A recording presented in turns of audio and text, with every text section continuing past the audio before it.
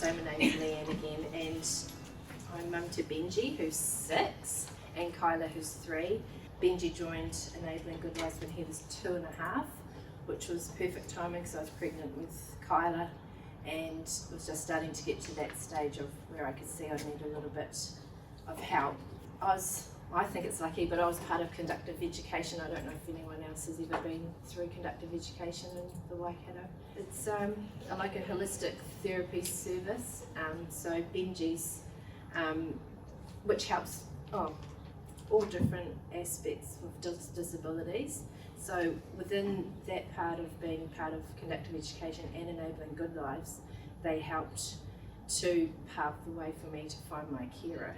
I was lucky enough that because I live in Te Kaupara, I don't know if anyone knows, it's only a little town, but I used my friends there and my family there and just said, does anyone know someone that could look after Benji? And yeah, so she fell in my lap, the first carer.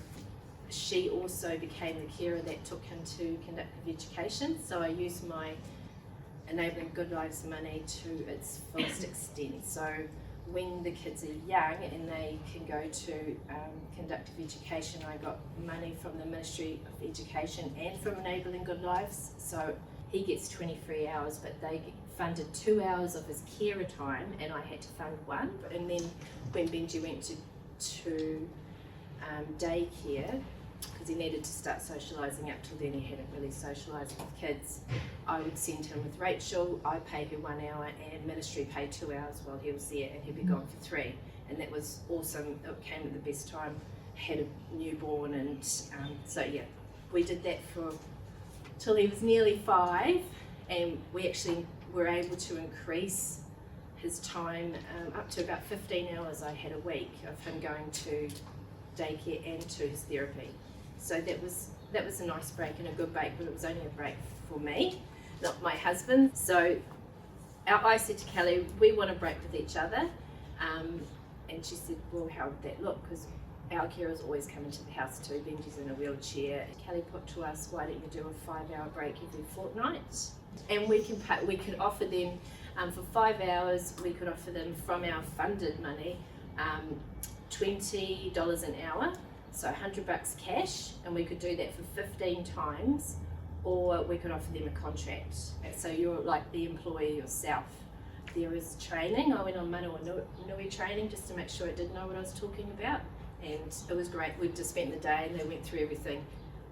What to put in your contract, how you should interview someone, what to look for, and it was actually really good.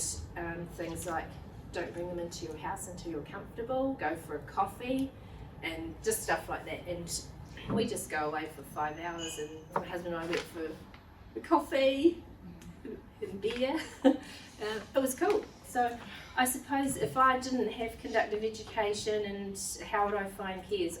I talked to my family, friends, even the learning assistants at his school, and because I like to get the people I trust, and I only ask people that I do trust.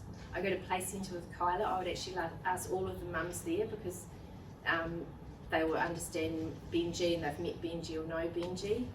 I would even go back to conductive education and ask them, do you know someone, just in case, because they keep their eyes and ears open too. Oh, and also even our local retirement village. I would also, because everyone knows everyone, there's people that work in those types of fields that actually have a lot of the personal cares and know all that stuff too.